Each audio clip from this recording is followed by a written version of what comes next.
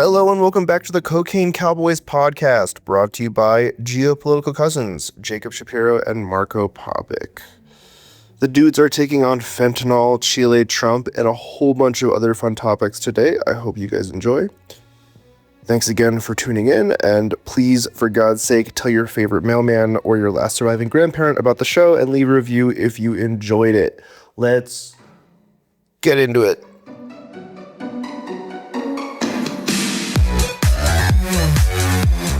All right, cousins, back at it. Mark, I didn't even. Where are you skiing right now? Where in the world are you? I'm not going to say because then people will come here. You're not gonna say? All right. Well, I'll ask you off. And I don't want them to come smart. here. It must be really good then. Yeah, you probably also don't want some guy to like ski up next to you in jeans while you're going on the slope, being like, "So, geopolitical alpha. Where's the I mean sequel?" that Jacob, that assumes a lot about my celebrity status. I'm pretty sure nobody would do that, but definitely this is off the beaten path, and I like it that way. I don't like lines. I avoid all the big resorts. I only like small curated ones, perhaps owned by hedge fund billionaires, but we will leave it there. Yeah, don't give it away. Don't give it away. I assume you have also not told Vanity Fair anything about me, but the way that Susie Wiles was talking to Vanity Fair about President Trump. Although we'll get to that in short order. People just can't keep their mouths shut. But let's start off. This is sort of a six-pack, except there's only 5 beers in the six-pack. We'll see if we'll get through everything. The first thing we wanted to start with was something we alluded to in the last episode. I'm really hot to trot about it. I'm curious if you are as hot to trot it about I am, Marco. And I put out a little piece on Substack where I picked at you a little bit because I think it's actually, well, I'm not sure. I'm curious if you actually think that that we disagree on this, but I wanted to talk a little bit more in depth about Mexico's decision to raise tariffs to as high as 50% on 1,400 different items. And the letter of the law is not directed specifically at China. It's directed at any Asian countries with which Mexico lacks a trade agreement. So that can include India, can include South Korea, but it's very clear that this is aimed at China. China is Mexico's second largest trading. I think it's its second largest. I forget if Canada is, or I think it is actually Mexico's second largest trading partner. We'll go back in and I'll fact check myself there too. And Mexico, most importantly, since the beginning of the first Trump administration, has become the transshipment point for Chinese goods into the United States. So if you look at data, it's pretty clear that really, like, there aren't fewer Chinese goods coming into the United States. It's just that those goods go to Mexico and then they cross the border and go into the United States. Like, trade has not meaningfully decoupled. So where do you want to start with this, Marco? Well, I mean, why don't you tell us your take from the Substack piece, which I read? But Okay. My take is, as I turn on the slide so I don't look like I'm a vampire here in my office, with all of my kids' Christmas gifts slowly being assembled behind me. There's actually caution tape on my home office here so that our daughters cannot get into this room. We've told them the floor is being fixed. This is all a new experience for me, like Jew with doing Santa Claus. That's a whole nother episode right there. Anyway, no, there was a couple different things I said in the Substack piece. I wanted to point out that it's a major economic policy about face for the Mexican government. For most of the 20th century, Mexico pursued an ill-starred policy of import substitution, industrialization, ISI, the original ISI, before the Islamic State assholes were running around the country. And the idea is to promote domestic industrialization by raising barriers to your economy so that your own domestic industry grows. And this worked a little bit for Mexico, like the whole maquiladoras phenomenon and everything else. Like, there was sort of a cottage industry of things that grew up in Mexico. But generally speaking, ISI doesn't work. It's been shown not to work over and over again. Argentina is a great example of this in Peronism. I think we actually talked about this earlier this year on a podcast where you actually just make shittier products for a higher price, and the people in your country who have means just go across whatever border they're on to buy the nicer goods from somewhere else. And in the end, Mexico's economy did really poorly, and they had a debt crisis, and they couldn't service their debt in the 80s and had a lost decade. And they came out of that singing neoliberal free trade Washington consensus songs. And so they joined NAFTA. They have all this free trade. And I would say really until this move, that is how Mexico has operated. And ironically, this move to slap these 50% tariffs on is to go back to protectionist ISI type policies. Now, it's not because a left-leaning Mexican government thinks it can actually do this. It's because it wants to align itself with the United States and thinks that the United States is going to move all that manufacturing to Mexico. And it understood that if it continued to push on this, that it wasn't going to be very good for Mexico going forward. It's also a very stark about face in terms of Mexico's foreign relations. For the last call it 15 years, Mexico has pursued closer relations with China. Enrique Peña Nieto, who, if we were doing like bottom 5 geopolitical leaders of the last 15 years, Marco, he might be on the list in the bottom 5. But he concluded a comprehensive strategic partnership with China in 2013, and both China and Mexico have talked up the strategic level of the relationship since then. So Mexico is essentially, turning its back on China and saying hello to the United States.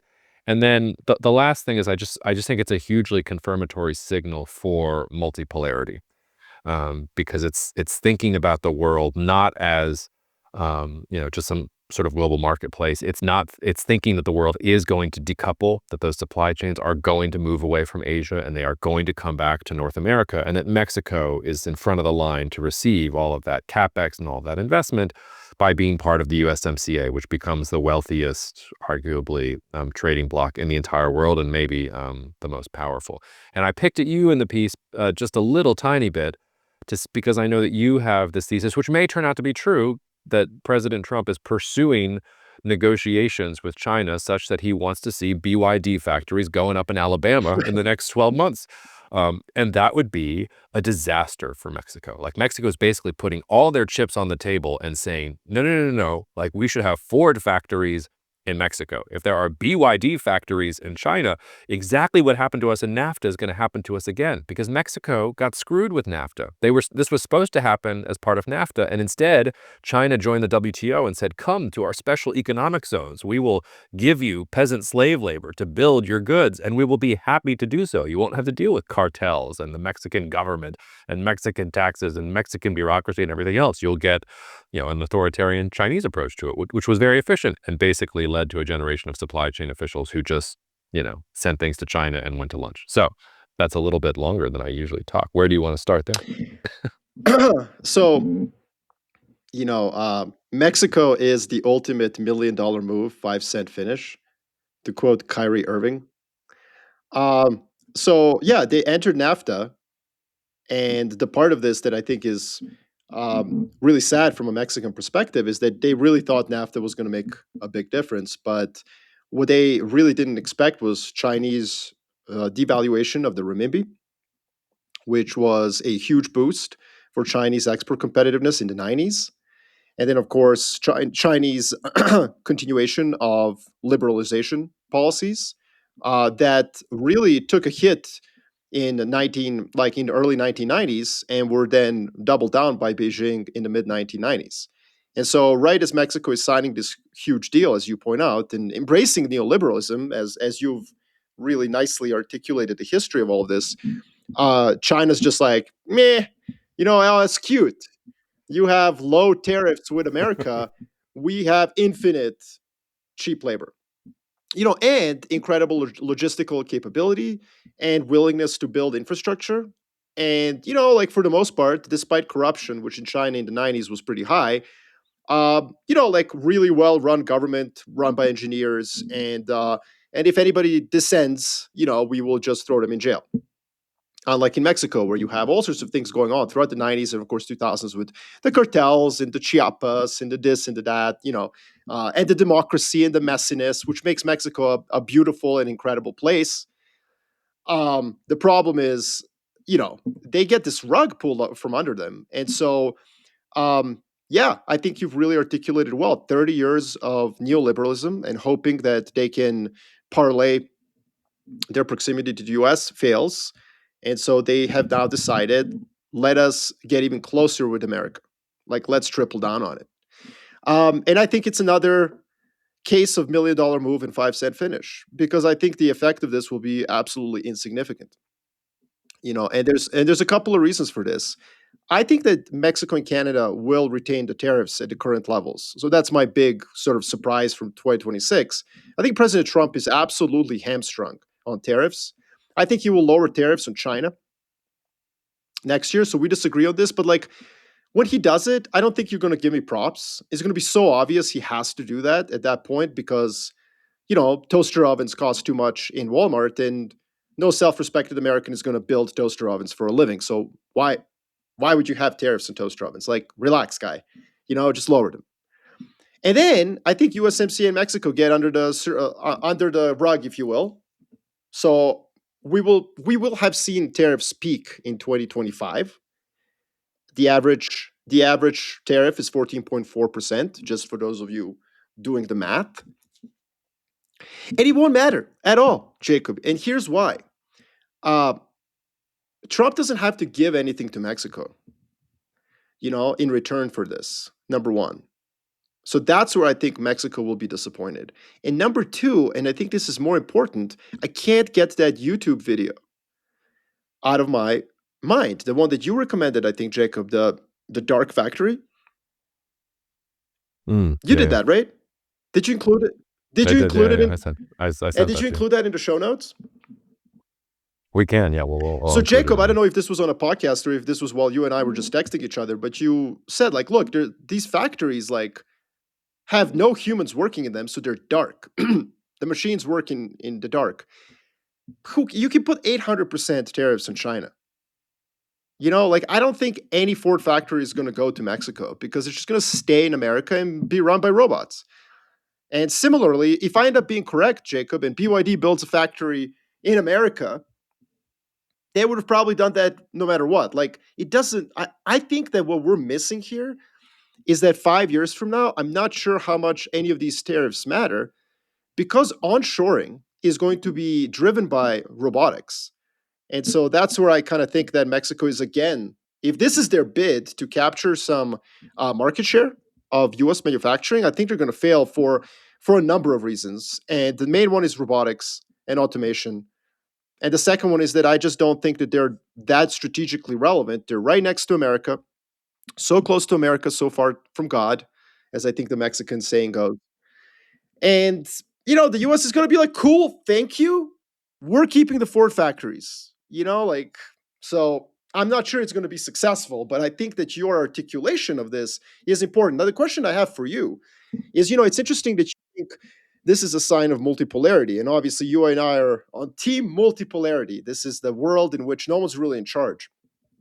But several commentators have said, no, it's actually the opposite.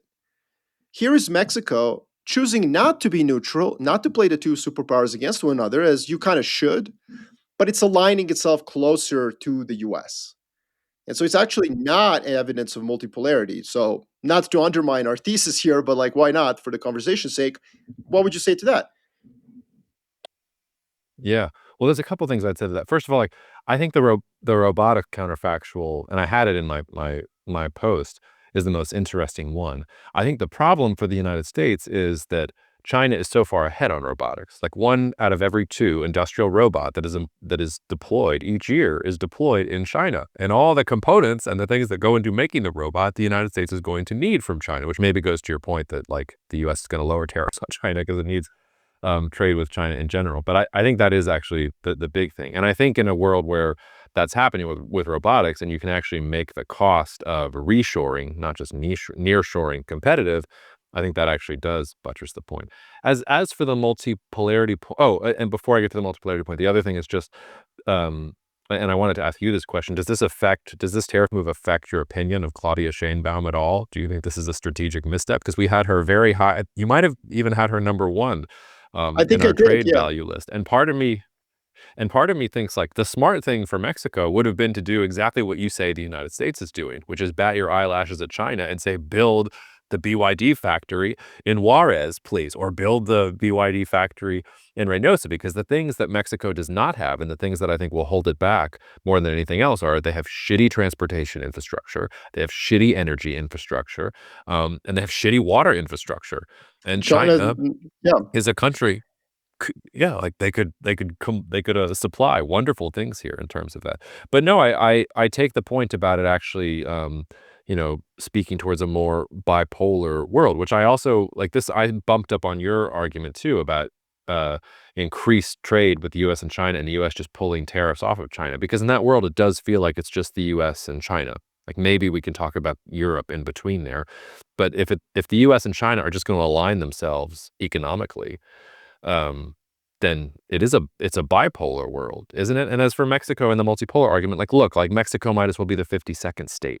Like 80% of their trade is with the United States. They have no options. So if Brazil aligns itself with the United States, like okay, I'm listening to the Right. argument, but Mexico is already part of the United That States is the counter. economically speaking. Like this is just, No, that's a correct counter. And I would say that there are those who believe in a multipolar world. Regionalization happens, but academic literature is actually kind of split on this. So political scientists actually argue that the usefulness of regional networks breaks down in a multipolar world because of cheating, because of promiscuity. So right now it makes sense for maybe Sheinbaum to do this to curry favor with Trump, but with the next president, maybe she reduces these tariffs. It's like this is one of the problems with a multipolar world. Everything becomes more malleable, more liquid. And so I think your answer is correct. That is the answer I would have given. Like, well, let's see who else aligns with the US in this way. Because to be very clear, it's not just Mexico that China has used to ship to the US. Vietnam, Mhm. Malaysia, and potentially other countries too have been used in that way as well. United Arab Emirates, on the other hand, have been used for American goods transiting to China, like semiconductors. So, your point is really good. This is like Mexico. Mexico doesn't have a lot of choice, and so in that way, I think I would have played maybe harder ball than Sheinbaum. I think I would have looked at polling Yeah. and seen that Trump is suffering and maybe waited before I pull this move. But I sympathize with her situation. Again, so far from God and so close to the United States of America. Like,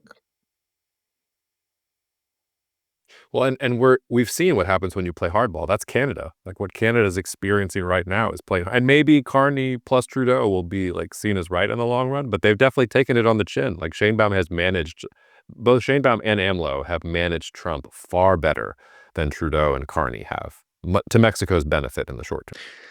yeah, and I think in the long term, you've already said what you expect this to be. I mean, you are critical of this view because import substitution does not work. You're protecting yourself from Asian importers, but like, look, Mexico assembles cars. Okay, if you're going to increase tariffs on imported auto parts from Asia, what cars are you going to assemble? Like, when was the last time you specced out a Mexican coupe? Oh, that's right. Never. So, this is a really important point. Like, if you're going to increase tariffs on intermediary goods, which are goods that are used to make bigger goods, you're not going to be more productive as an assembly point. And you certainly are not going to develop a car industry in Mexico. Like that ship has sailed, brother. You know what I mean? Like that's so. No, and I agree with you. And plus the car industry is like sort of idiosyncratic at this point, and everything with self-driving cars and EVs and hydrogen and everything else. I think to your point earlier about toasters, it's I actually think like a smart entrepreneur would make toasters. The question is, do you make them in the United States with robots, or do you make them in Mexico with really, really cheap Mexican migrant labor? Like which one of those allows you to have a made in America toaster that you can send to other Americans, with hopefully with new showings of the little But toaster. it's interesting you brought up, Mark Carney. He was recently on a CFR. This was in September, and a good friend of mine sent it to me, and I was like, "Why did you send me this?" Like 3 months later, it's decent, I guess, but we already know all this. But now that you brought him up, I thought it was interesting because Carney agrees completely with like, my view, which is that the best thing that happened to Canada is Donald Trump.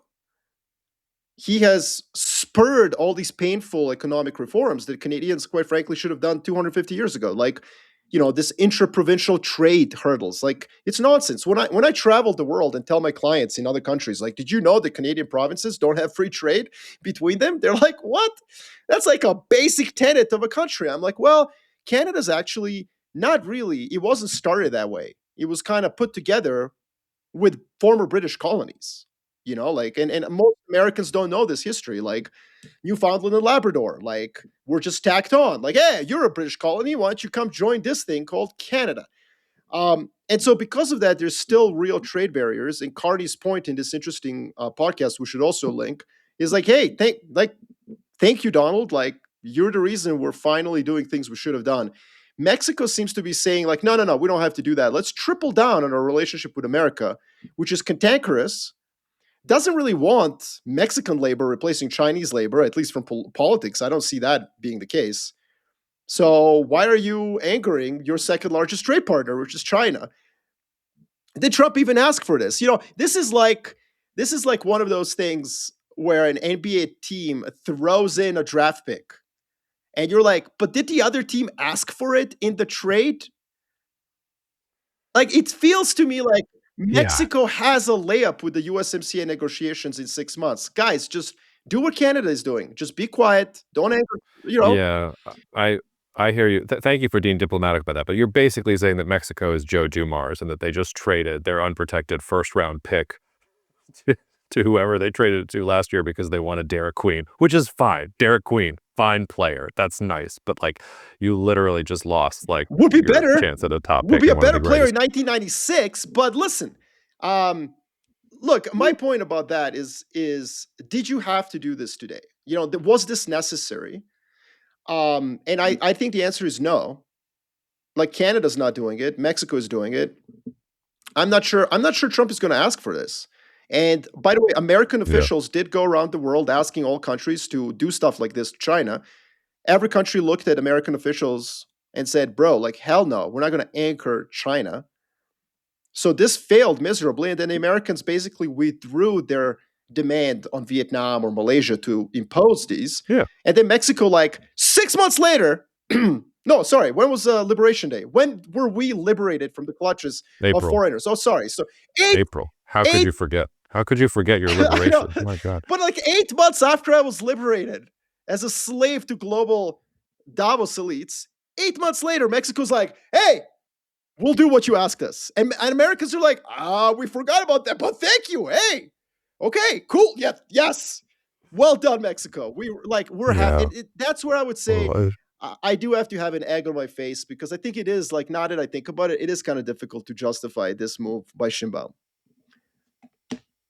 All right. Well, in Claudia, I trust. I'm sticking with her. Before we leave this topic and get on to our second thing, because you referenced Kyrie Irving at the beginning, this isn't even relevant. I just want to remind people that Kyrie in 2017 said, quote, "The earth is flat. The earth is flat. It's right in front of our faces. I'm telling you, it's right in front of our faces. They lie to us." He later said he was joking, but when asked in 2024 if he really meant that, he said, do I still think the earth is flat? By the way, I got in so much trouble for that. Y'all be careful with that, man, because a lot of people believe the earth is flat or believe it's round. Kyrie Irving in the year of our Lord, 2024. Took Luka to the finals. Took Luka to the finals. I'm just saying, like, we have, like, don't even get me started. Okay. I'll set you up a little bit here. We had Chilean elections. Jose Antonio Cast is the next president. This is his third time running. He solidly beat governing left-wing coalition candidate. It's the biggest shift to the right since the end of Chile's military dictatorship. He has praised Chile's former right-wing dictator, Augusto Pinochet. They were wearing "Make Chile Great Again" hats in Chile in the past couple of weeks. He's sounding all the hits. He's talking about Chile will once again be free from crime, free from anguish, free from fear. I will be in Chile in April talking about the implication of this. I'll also just want to say, to steal from the Ryan Russillo, Bill Simmons bit, I have had a whole block of condos on Chile Island for years. I have the receipts. I doubled down on it in 2019. Like, I'm so in the bag for Chile. They've got some of the cheapest potential energy in the entire world. They're far away from geopolitical problems. They've got a tougher security force than you might actually think. That, like, it's all set up for them if they will just get out of their own way and invest a little bit in research and development. So I am very, very bullish. Chile. What do you want to talk about in terms of this Chilean shift to the right? Well, I would like to make a broader point that there's another election coming Please. up in Peru. We have the mayor of Lima, Rafael Oh, Lopez Aliaga, who is mildly leading in the first round. There's like a lot of candidates. He's leading only like 13% to next candidate, which is Keiko Fujimori, daughter of the former Alberto Fujimori. Both Aliaga and Fujimori are running from the right wing as well. She's a little bit more populist than the mayor of Lima, but basically, this is also a right wing move. So the Andes are definitively moving towards right wing governments. You've made a point about Central America before. I think Bukele was your number one pick. he was, I Yeah. believe. So, I think the big prize for the right wing sort of South American, Latin American movement, of course, is Brazil. The elections are going to be later in 2026. Former President Bolsonaro just picked his son as the sort of leader of the right wing camp. We'll see how things shake out. The election is, I believe, in October. So there's plenty of time to see who rises to the top. Lula is still leading in the polls, but his party, PT, is not doing well. I mean, it's basically like once Lula's like gone, once he's no longer in the political life, there is no successor to him. And so I think this is really important because it shows a very right-leaning move across South America. Now, to somebody listening to this, podcast, interpreting this from an American political perspective, let's say you're a liberal and you hear this, you know, you're unhappy about it, right? Like all these conservatives, right-leaning politicians are taking over Latin America. I mean, there are accusations that Karst's father was basically a Nazi who emigrated to Chile after World War II. I mean, I don't think those are accusations. I think they were proven in the last election. Not that it matters, obviously, sins of fathers should not pass to the sons, right? But the point of all of this is that, Well, no, it shouldn't matter because Hitler is cool. oh yeah, as we discussed in the previous podcast, Jacob, like just It's for okay. aggregators, It's a vibe. Jacob Shapiro does not believe that. No, but I just want to kind of like the reason I'm saying this is we should not think of it in those terms necessarily. This isn't America. These countries are not the United States of America. Yes, there's a right left split everywhere in the world or conservative liberal. But in case of a lot of these countries, the reasons that these people are getting elected is twofold. One, deteriorating security situation across much of Latin America, whether central or south. And the second issue is the failure of left leaning policies over much of the last decade to really, well, do anything, either improve income inequality, growth, productivity, entrepreneurship, whatever the case is.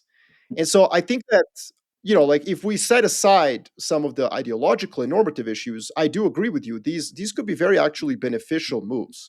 Of course, any move should be tempered. And one of the problems with either right or left is that quite often when they're in charge and have fewer constraints, they take it too far.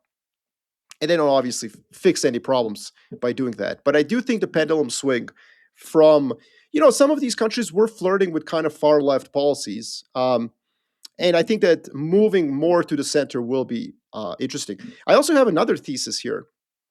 I wonder if in a multipolar world, when you have to compete with the rest of the world, nationalist and more pro-market policies kind of have an tailwind to them. Because in a multipolar world, first of all, it's every country for itself.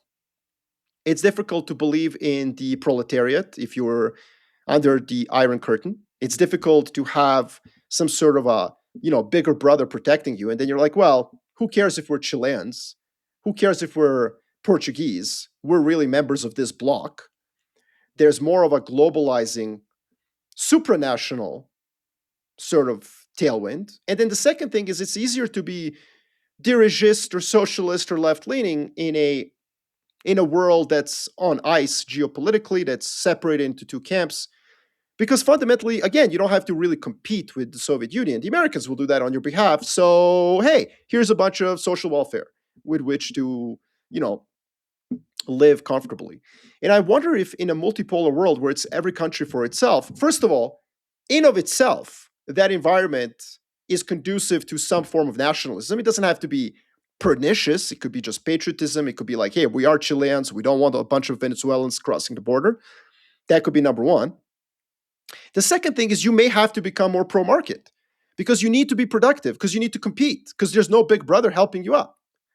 Of course, there's a lot of counterexamples to this. Like Argentina's been helped massively, but Big Brother, Bassett. So I'm not saying this is a perfect analogy. I'm just kind of spitballing here. But look, what I want to say is that there's a very clear and pronounced right-wing conservative trend, and it's doing really well in Latin America. So even though Trump is polling poorly in the U.S. and the midterm elections, which we can talk about, don't look that great, in south of the Rio Grande, it's a different story. And left-leaning, progressive, liberal, or socialist movements are kind of on the back foot. And in the case of Maduro, which of course is not left-wing, he's communist or authoritarian, but like far left. He's not just not on just a thug. yeah, he's not on the back foot. He's like running backwards. Yeah, I think one of and you actually alluded to this when I took Bukele with my top pick for the trade value column, because I think one of the things about Cast is that it's like Wall Street Journal and Bloomberg and Reuters instinct to read this as about primarily economic policy. And yes, like Cast will be more about free market economics and things like that. But I think the reason he won was because of immigration and crime. Like those are the two issues on the top of people's minds throughout Latin America.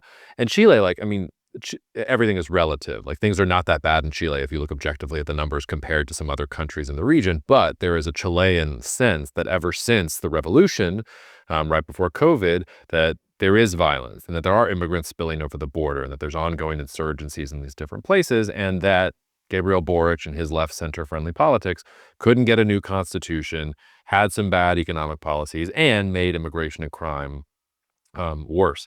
But the reason I say all that is because I think it is about immigration and crime. And I think if Cast does things that are good economically for Chile, it will be sort of an accident. And also, this is a great example of where I think geopolitics trumps policy.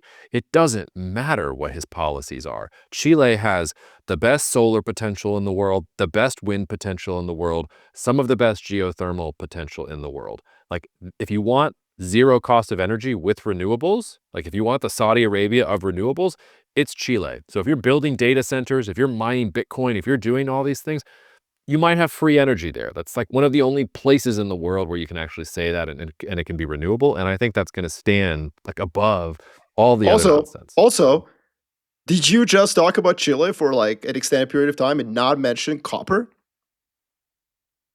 I didn't mention copper. I know, it's crazy. And they have copper, which you need for all this stuff that you're talking about. Electrification runs on copper.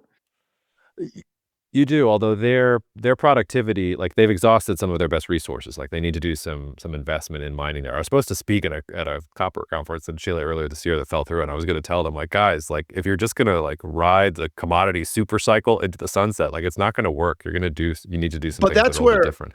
By the way, sorry, go ahead. No, you go. Yeah, go ahead. No, I was going to change. No, I was just going to say, but that's where left wing versus right wing politicians do matter. You can, and if you're listening to this podcast and you're like, well, that's stupid. I'm sorry, but that's how the world works. If you have leadership that's good to capitalists or just capital will come to your country. And if you want to update your minds and explore for new ones, you're going to have to attract capital, and you're going to have to be nice to capital and ists. That's just the way it is, and that's where I think this is a boon for global supply of copper in the long term. Yeah. I was just going to say, because I didn't know this thing about his father actually being a Nazi, and I'll just read you two successive sentences in an article that I'm reading about this. Jose Antonio Cast publicly denied his father was a Nazi, claiming his father's military service was obligatory. A copy of Kat's Nazi Party membership card from 1942 was later published, and he's still got elected president of Chile, even with his dad being a Nazi. Just incredible. Well, there's just so many Simpsons episodes that come to mind just now from when. But anyways, yes, it's okay. Again, Well, it just goes to like, no, there's something else about the center-right populist crime thing, because one of the most insightful things Donald Trump has said in his entire political career was that quote, I think it was even before he got elected the first time, that he could walk down Madison Avenue and shoot someone and no one would do anything about it. Your dad can be a Nazi and you can lie about it. And the Nazi card can be produced. Like, here is the Nazi card. Here is him signing up for the Nazi party. And it's fine. Like, cool. Like, just run again. Like, you're going to be fine. Like, there's something about, like, nothing sticks to these guys. Well, by the way, interesting, that crime stuff does really matter to a lot of people in Latin America. And AMLO was elected also partly on that. Because to your point, his predecessor was seen as really ineffective. So it doesn't have to be a right-wing populist or center-right or conservative, but it tends to, I think the immigration policies of the sort of global left have really been discredited. And it's just very surprising surprising to me that many parties, both in South America, in the United States of America, in Europe, the left-leaning parties are just not saying like, oh, cool, the median voter just wants, fewer immigrants. Let's accommodate that democratic desire, rather than fight against it and then lose elections. And the only political party I would say, I mean, some in Europe have done that, to give credit to many parties in Europe who are liberal, who have also said, okay, fine, we'll just tighten up immigration policies. We're not being racist by doing that. We're just saying like, okay, well, we'll take in less immigrants or more qualified immigrants, less asylum seeker, whatever the case is. The only political party that has actually done like a 180 degree on this is the Liberal Party of Canada. To go back to that, Mark Carney has, like the Canadians have pretty significantly cut down immigration into the country. It's a stark difference between Trudeau and Carney. But yeah, that's just another observation. Well, and AMLO is an interesting case study because he came to power, you're right, with cartel violence cresting. And he's not going to get a lot of credit for this, and he doesn't get a lot of credit for this. But if you look at the numbers, they've plateaued and gone down since AMLO first took over and under Sheinbaum. And it wasn't because AMLO did what he said he was going to do, which was, I think it was, hugs not guns or kisses not guns. He said he was going to normalize relations and talk about legalizing drugs and all these other things. Once he got into office, it was like, like, that's not going to work. Actually, what I'm going to do is I'm going to take the best we've got and I'm going to create a special national guard and I'm going to militarize like all these places and I'm going to impose security on the places that are important. And in the hinterlands, fine, I'm not going to fight the cartels and splinter among them. Let them fight each other and let them consolidate into some bigger cartels. And then I'll just deal with them as a fact of life. Which, you could say what you want about it. Like, none of us are president of Mexico and have to deal with these things. It's much easier to sit here and rail that you should go after the cartels than being in Mexico City and being like, well, do I want to go after the cartels? Like, what's the life expectancy of somebody who goes after the cartels? Seems like a good segue into what you wanted to talk about. But before we go there, I do want to say one thing. Before we go there, okay. Here's my pitch to Mexico. What built Chicago? What built Montreal? What built Miami, baby?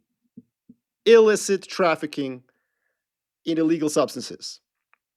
In Montreal's case, a beautiful city I lived in for 9 years, man, the prohibition was a great time to be in La Belle Provence. Miami, there's that great documentary, Cocaine Cowboys. Look, Is that the title of the podcast? Cocaine Cowboys? the greatest, what is the greatest opera of the 20th century? Arguably Star Wars, but what is neck and neck with Star Wars? It's Godfather, the trilogy. What is the Godfather really about? It's an American story. Immigrants come, they're pushed into illicit illegal activities, they profit from it. The grandfather is a drug dealer. The father is a sophisticated businessman who occasionally also kills people. And then the son is an opera singer. Right? So, like, at what point does all this cash get legitimized At what point, at what point do the cartels like want to create trust fund babies and have buildings at universities named after them? Like, at what point does that happen? Um, I don't have an answer to that. I'm just like throwing out the fact that much of capex in the past has run through this illicitly gained profits, which is huge. It's a huge amount of cash. You can't bury it. It's not like Breaking Bad. Not everyone is like Walter White, like burying millions of dollars in cash. Most of it does get invested in infrastructure, and so on and so on. And that's the point of that documentary, by the way. I would recommend it to everyone. But it's difficult to do that when the country you're next to, that we've been talking about today, so far from God, so close to Donald J. Trump, declares fentanyl as a weapon of mass destruction. Jacob, do you want to cook on this? Cook, I think, being appropriate word. Yeah. Yeah. Let me let's Walter White this. By the way, that's an interesting thing you just said. You're basically like, because the cartels do like launder their money into the United States. So like the Mexican government needs to convince the cartels to launder their money into Mexico, not through the Yeah. United States. Now that would be a tariff. Okay. That would be a tariff that if Shimbo imposed it, I would give her props for that. Invest in Mexico, not in El Paso, for God's sakes. Okay. I've got two things here. The first one, you know what it is, and the second is not as funny, but I think is arguably just as important. Okay, this is an executive order. The title of the executive order, I don't even have to build, I just have to read this. I don't even have to build it up. Designating fentanyl as a weapon of mass destruction. By the authority vested in me as president by the Constitution and the laws of the United States of America, it is hereby ordered, illicit fentanyl is closer to a chemical weapon than a narcotic. Blah, blah, blah, blah, threatens the manufacture and distribution of fentanyl, threatens our national security and fuels lawlessness in our hemisphere and at our borders. Blah, blah, blah. All the organizations that are involved in this erode our domestic security and the well-being of the nation. The two cartels that are predominantly responsible for the distribution of fentanyl in the United States engage in armed conflict over territory, resulting in large-scale violence. So, illicit fentanyl and its precursor chemicals are now weapons of mass destruction, blah, blah, blah. It goes on, other things. The other, I think, less seen, not executive order, but a terrorist designation by Marco Rubio, Secretary of State, was that, so the executive order on chemical weapons was yesterday. Today, the U.S. government designated Clan del Golfo as a foreign terrorist organization and as a specially designated global terrorist group. They are based in Colombia. And the State Department called out as it's a violent and powerful criminal organization with thousands of members, cocaine trafficking, other things. And the United States will use all available tools to protect our nation against this cartel. Yeah, I mean, where do you want to begin, Marco? Well, I think 2026 is shaping up to be the year of Latin America. And by the way, this has some parallels with the last 50 years. After Vietnam, and the domino theory was proven to be idiotic and quite pernicious to the United States of America. The Reagan administration, of course, famously pulled out of the Middle East after over 100, I think, Marines were killed in that embassy bombing. So why am I bringing this up? I mean, can you imagine America like tucking its tail and running away from something when a lot of its soldiers are killed? Well, it did. Ronald Reagan was like, I'm not going to get involved in the Middle East. I'm not going to have another Vietnam. And I always, I joked about this on one of our podcasts previously, and that he was like, Grenada. That's where I'm going to show American muscle. It's like being in a bar. You're tired of fighting big dudes, and you're like, that guy. And he's like 5'2", 110-pound guy that you pound. And that's what America did for like most of the 80s. I mean, Ronald Reagan obviously stood up to the Soviet Union, spent a lot of money on weapons. But when it came to global engagements, financed, the Mujahideen of Afghanistan as a way to undermine the Soviet Union. God bless him for that. That was a great move, pretty cheap, high ROI. Maybe led to some problems later down the road, but we don't have to over-index on that. But for the most part, the United States spent the 1980s, operating in Latin America, left, right, and center unilaterally. Great book, by the way, a great movie, Clear and Present Danger, kind of a flashback, Very right? good. Flashback to those years. This is it's all about the Cali cartel. It's about a drug lord who's basically supposed to be a Pablo Escobar. I think his name's something else in the movie. Harrison Ford in a Tom Clancy classic, just a classic. And it's all about Latin America. The movie came out in '94. I don't know when the book came out. I think it was in the '80s. We can figure that out. But the book was 1989. Yeah, so the 1980s were about Latin America geopolitically, and the why is because when the U.S. gets burned projecting power globally, when the empire overstretches, when it retrenches, it does so in its own sort of sphere of influence. And I think that we're setting up, I think, Jacob, for a rerun of these 1980s, where the focus geopolitically is very much on Latin America, everything south of Rio Grande. So the fentanyl point is clearly, I mean, it basically sets a precedent for military operations in Mexico, something that President Trump talked about on his campaign. Your point about identifying a cartel in Colombia as a terrorist organization suggests that the U.S. is going to act independent of Bogota, which is interesting because U.S. and Colombia have always been very close allies. And then finally, the overt, militarization of Venezuela's regime, or how to deal with it, is also part of this. I think it's a pretty big deal. Mm-hmm. But also, it suggests, interestingly, I think a lot of critics of President Trump on the liberal side would say, aha, he's being just as aggressive as previous presidents, whereas what I see is just a rerun of that Ronald Reagan retrenchment policy. Like, no, no, no, we're not. Oh, somebody killed like 100 Americans in Lebanon. Yeah, you know what? We're going to invade Grenada. Like, I can't find Grenada on a map, Jacob. Like, so like, and that's the point. You triple down on your own neighborhood, where quite frankly, the United States of America has preponderance of power. It can do whatever it wants, and it can do so in a clandestine, relatively minor way, which of course has a pretty major implications for these countries that are going to be subjected to the U.S. refocusing its attention on the region. I'm not saying it's good or bad. Yeah, I'll I'm come. just positing a historical parallel. Yeah, I know. You're just cooking. Um, yeah, there's a couple. I mean, obviously, you didn't make the easy comparison, which is Iraq 2.0, Because which it's is wrong. okay. We're going to make an excuse.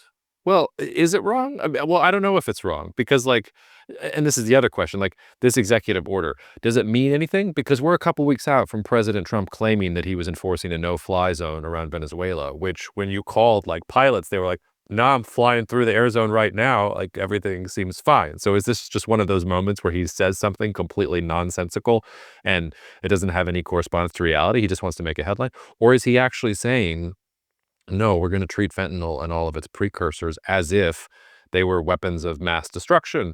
I mean, like that gets you to like a casus belli for No, I lots of agree. different things. And then the Yes. other, you're alluding to the 1980s. Like, I think the other interesting historical metaphor here goes back to something I wrote years ago, which was the title of the piece was The Third Opium War, and it was much more about China and the United States, but it talked about how, if you go back to the First and Second Opium Wars, it was about the British getting opium into China and the declining Qing Empire trying to not have their society be hooked on opium. And when they blow up the opium, the British Free say, trade. aha, we will now declare war on you because God forbid you should It's blow up free the trade. opium. And now it's in reverse. Yeah, free trade. The United States is hooked on fentanyl. And there's no, Hey, like, if they blow up the fentanyl, there's not going to be an equivalent of the British that are going to come blow up the United States. But like, I don't like that's where this metaphor first of like all, falls off. But there's an interesting first of all, symmetry Jacob, there I and all. just think somebody like I actually have studied the Opium War very, very closely because honestly, it's kind of hilarious. And it just shows the difference between Britain in the 19th century and the United States today. The United States is so almost Yeah. childlike. Like, oh, we have a current account deficit surplus. Sorry, we have a current account deficit due to a huge trade imbalance with China. Let's slap tariffs. UK could have done that, but they were like, nah, let's tip that into our advantage by selling them drugs. Yeah, I mean, like, like that is just, yeah, America's kind of a first order power. Like, we have a trade imbalance. Let's tax trade. Like, the British were like third order thinking, they were like, no, no, no, no, no.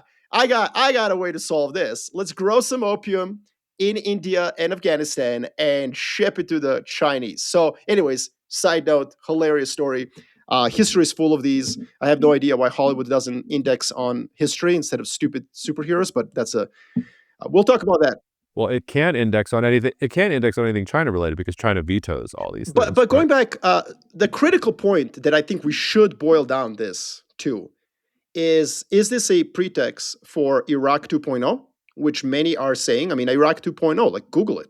It's a title of many liberal commentators losing their mind over President Trump's policies in Venezuela. And in my view, it's not Iraq 2.0, it's Grenada 2.0.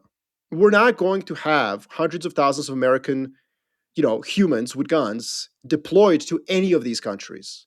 There's no way that's going to happen. President Trump is a product of the Iraq war. Just like in many ways Reagan's foreign policy was a product of the failures of Vietnam, it's inconceivable to me that Venezuela becomes Iraq 2.0. So I think it's really Grenada 2.0. And you know what's great, Jacob? I think it's great because in 2026, we're going to see, I think pretty quickly, whether all of this fentanyl, WMD, cartels being designated as terrorists is a pretext for the next invasion, or, it's more like just clandestine influence, maybe some airstrikes, just America flexing its muscle with a high ROI, high return on investment. In other words, not trying to rebuild these countries and turning them into Wisconsin.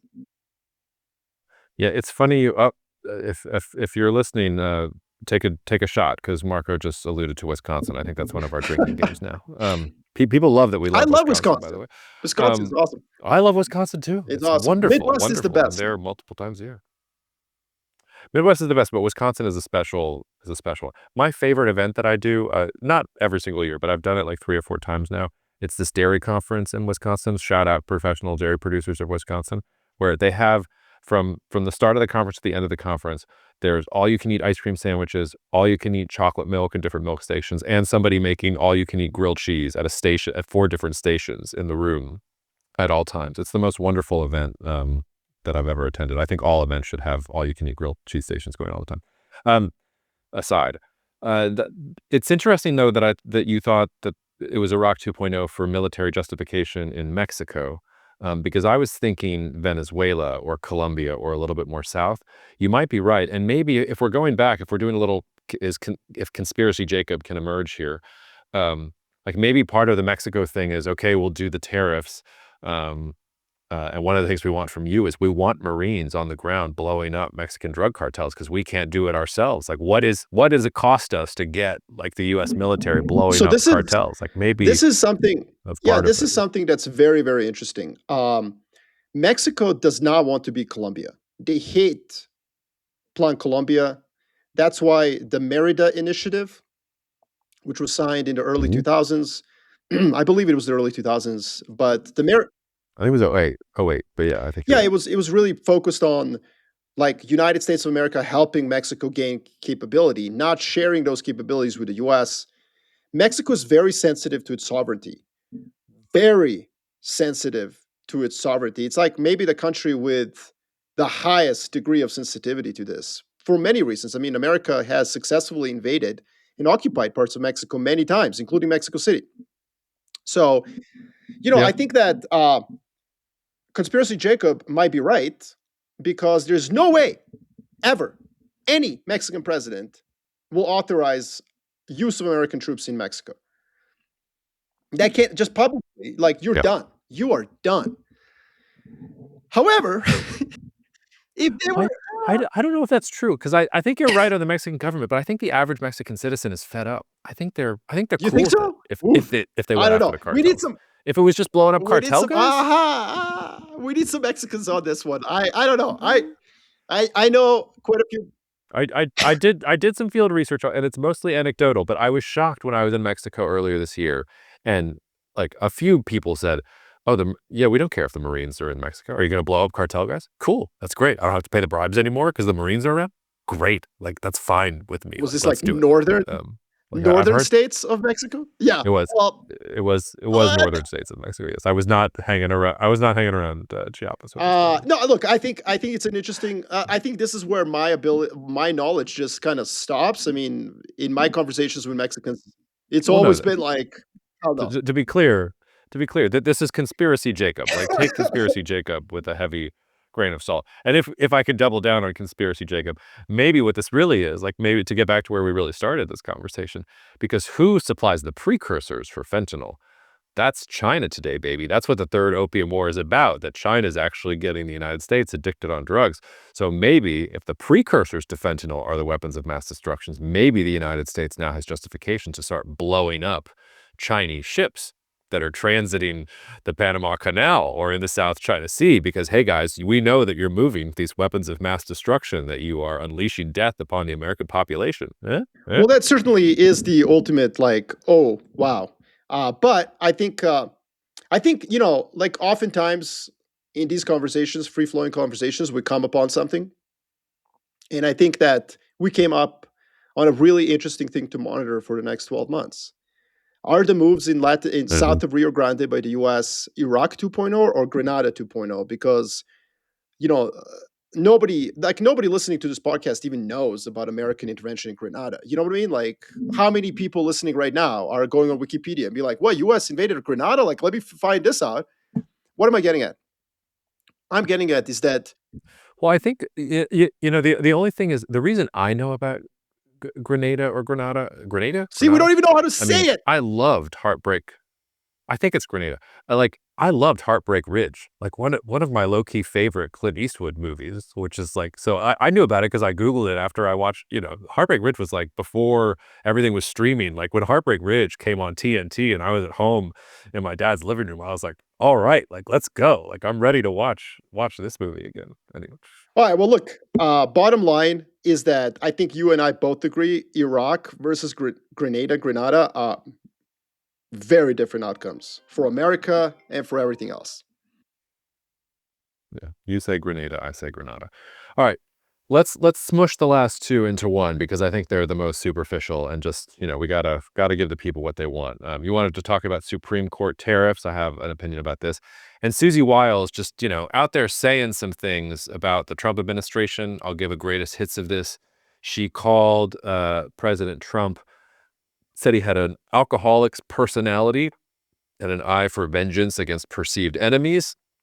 Uh, Let's see, what else? She said that Vice President J.D. Vance has been a conspiracy theorist for a decade.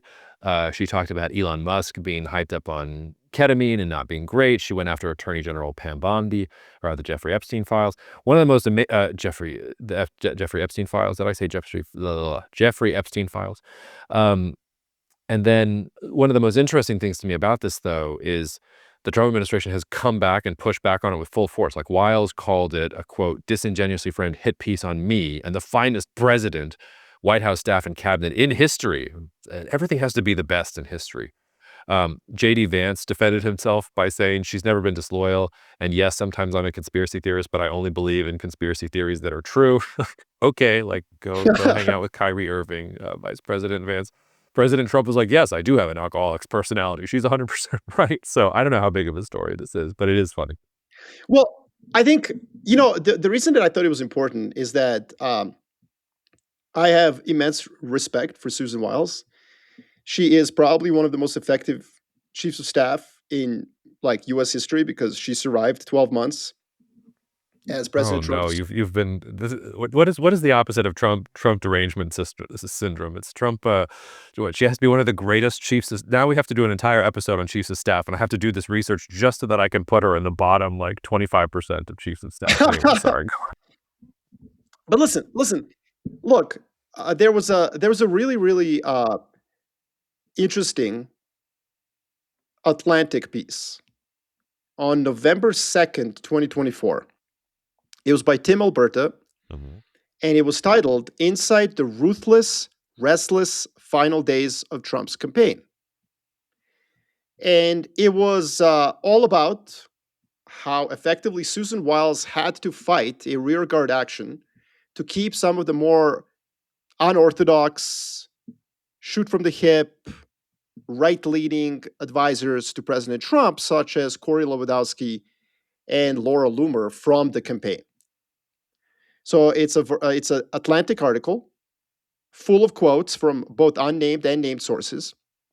And Susan Wiles plays a very important role in that article. Now, I have no insider information, but all I do is pick up on bullshit in the media. Like, that's what I basically do for a living. And this is clearly an article written by Susan Wiles. God bless her heart. Why would she do this? Why would she do this in November? When I say written, I don't mean like literally written, but I think she went to a good friend of hers in the media. And that is because she is a good chief of staff. She has those sources in liberal, progressive magazines like The Atlantic, by the way. And she basically is the source for this article to, in case Trump loses, and it wasn't clear he was going to win, it was close. In case he loses, boom, she's got, she looks good, and she points to who is the reason he lost. And effectively, the whole point of the piece is that Susan Wiles ran a very disciplined campaign, keeping President Trump on message, and then when these outsiders came, they pulled him away. Why am I telling you this, Jacob? Because I don't think the article in Vanity Fair is superficial at all. I think Susan Wiles is extremely intelligent. I think that she knows exactly what she's doing. You haven't heard anything from her since November 4th, 2024. And suddenly there's a two-part. That's true. She kept her mouth shut. I mean, for like a year, and there's been a lot of things going on. I don't know if you've noticed, we started a podcast because of it. And the chief of staff of the United States of America president has said nothing since the last time she appeared in the media in a significant way, which was to bury two populist right-leaning advisors to the president ahead of the election. Just kind of like, hey, in case we lose, here's who's to blame. And now, 12 months into the presidency, with President Trump's polling looking pretty bad, not like Joe Biden bad, but like, heading in the wrong direction with a little bit of a pickup, but whatever. Like, midterms are not looking good. There's another expose, which she, of course, says like, oh, well, this was like, I take it out of context. It's like, what are you talking about? According to the journalist, you had lunch with him in the White House mess hall, like daily, like every week. You guys synced on the record. Like, so why am I pointing this out? I think that we are in a very dangerous moment in this presidency, and I say that not because of anything particular to Donald Trump, but it doesn't really matter who's in charge. If your greatest piece of policy, your signature legislation is at risk from a Supreme Court ruling, Polymarket has odds of Supreme Court turning down the tariffs, making them illegal, at 72%. Most of you listening to this are like, sweet, good, I don't want to pay more for a toaster oven. The problem is that the tariff revenue is a critical reason why we have not experienced a bond market riot. And I know this is a very nuanced point, and I know this is very difficult for people to understand because April 2nd tariffs are stupid. They impose tariffs on penguins on an island. They impose tariffs of like 80% on poor Lesotho, which makes like Levi jeans. But subsequent negotiations produced a tariff level of 14.4%, which I still think is too high, and I can argue against them, but it's the best America can do to solve its debt problems. Unfortunately, I wish it was something else, Jacob. I agree with you with import substitution. It's stupid. It's not optimal, but it's the best we got. And it's the only reason the bond market has not completely and utterly destroyed American economy. And so this is a really important event. And I think that Susan Wiles is throwing out this piece in Vanity Fair because if the Supreme Court rules against tariffs, I think it's the biggest moment of, this year, next year. I think there is a pretty significant chance that there's a bond market riot, and then heads are going to have to roll. And I think she wants to pick and choose whose heads roll, which is probably correct. I mean, that's like a sane, well-articulated thinking by a White House insider. Because look, there are ways to have made those tariffs stick maybe better execution, better this, better that. And I think that this is one of the issues. The presidency will be on thin ice. And I don't mean like impeachment. I mean from a political capital perspective, President Trump will lose a lot of it. Signature legislation being canceled by the Supreme Court, which supposedly favors Trump and his conservative policies. Now, just a couple of things I want to say before I hand over to you. But number one, I don't think Supreme Court will rule against the tariffs. I think Polymarket is wrong. And there are alternatives. The 1930 Trade Act, which, yes, is the Smooth Haley one, the one that helped cause the that one allows President Trump to impose tariffs up to 50% with absolutely no investigations needed. So there are alternatives for this. It's just, it brings up a lot of questions. Do you have to rebate $250 billion you collected? You have to send checks to corporations that have been raising these tariffs on behalf of the government. It's a lot of uncertainty. It looks really bad, and someone's going to have to pay for it. So I think this is connected that way. Yeah, that's interesting. By the way, I didn't realize until I was Googling her while you were talking that Pat Summerall was her father. So first of all, it's like one of the voices of my childhood. Second of all, also a notorious alcoholic. So she knows what she's talking about when she's calling people alcoholics. The second thing is, I think that the Supreme Court is going to overturn the tariffs, but 72%, those odds are starting to look juicy. I might take the other side just to kind of play with it. And it's funny you say, I had just assumed that when the Supreme Court rules against IEEPA, that they already have, to your point, like 5 different other things that they can use to impose tariffs. Like I didn't think it was going to be that big of a deal. I could also imagine a scenario in which the Supreme Court says, yes, the tariffs are illegal, but like we're not going to go back and relitigate them. They're illegal from like X. I don't know. They could do like any number of things probably in response to this. But yeah, that's an interesting. I hadn't quite connected the things in that way. Just one thing. Most of my clients in the financial industry have that view. The view is that there are alternatives. The issue is that most of the alternatives that are based on legislative acts passed after the Second World War have limited duration for tariffs, like 120 days, and limited amount of tariffs. So it's actually very difficult to use those acts. Only the 1930 Act would actually be able to give you unlimited tariffs for as long as you want. So, and if the Supreme Court strikes down the use of IEEPA, which I think was passed in 1979, I worry that, the 1930 Act is not going to work out either. And it certainly is going to be challenged. But, this is less about money, like specific amount of money America raises.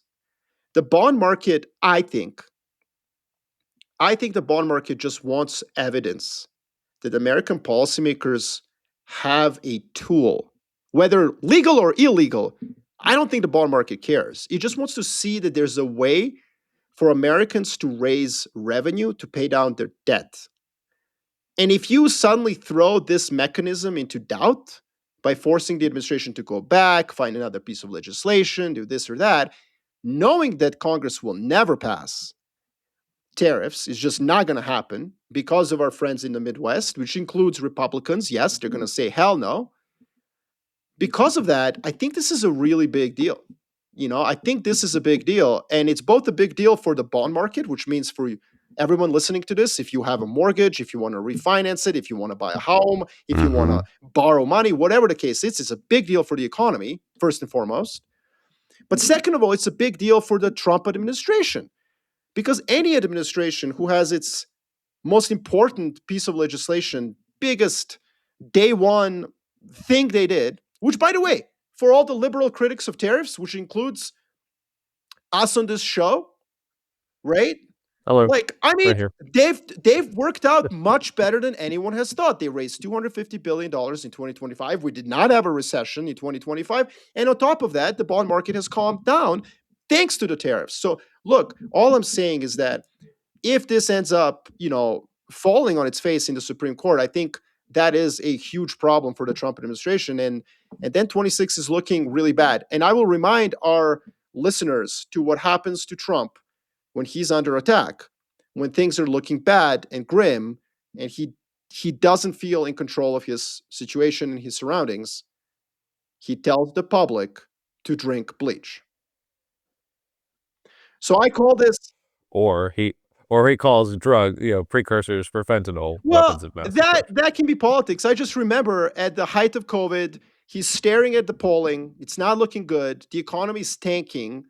He can't control governors who are using COVID both as an excuse to shut down the economy because they, want to help people. But I also think they kind of want to shut down the economy so they can win the election in 2020.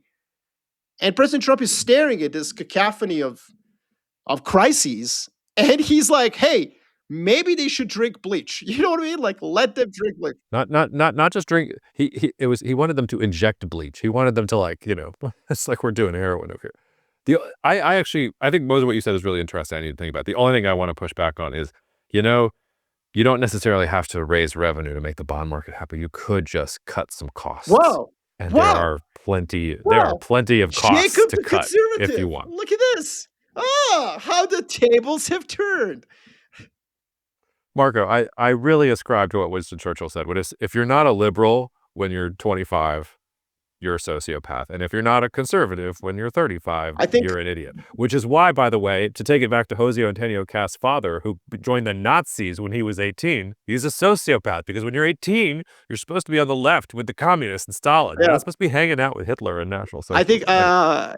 I think the quote is something like, "If you're not a liberal in youth, you have no heart. And if you're not a conservative in old age, you have no brain." Something like that. But yeah. Anyways, Exactly. yeah, fair Exactly. point, Jacob. But look, and this is where I want to give sympathy to the Trump administration. Like, Congress is broken. The two parties have diametrically opposing views of how to raise revenue, cut spending, whatever, balance the budget. So, what did Trump do? Use nationalism, populism, and bullshit logic to impose what the rest of the world already has, Jacob. It's a VAT, it's a consumption tax. You know what I mean? Like, if you really kind of look at it from a 30,000 foot view, the tariffs are not the tariffs. Denmark has a VAT. Many countries have a consumption tax. Yeah. In America, like, if President Trump proposed, "Hey, you know what we should do? We should introduce a consumption tax," he would have never won the election. But here it is. It's couched in all this nationalism and populism and reshoring, which ain't going to happen because no one in America wants to assemble toaster ovens. And if we do assemble them, it will be robots. We all know this. But the truth is, we now have a way to tax consumption in this country, which helps balance the books. All I'm saying is, whether he meant it that way, whether he's a genius, or whether he kind of backed himself into a correct macroeconomic policy, I don't know. But I will say this: if Supreme Court rules that policy illegal, we're going to have a pretty interesting first quarter of 26, and it ain't going to be because of Maduro. All right. I think that's the perfect place to end it. All right. We'll hit y'all later.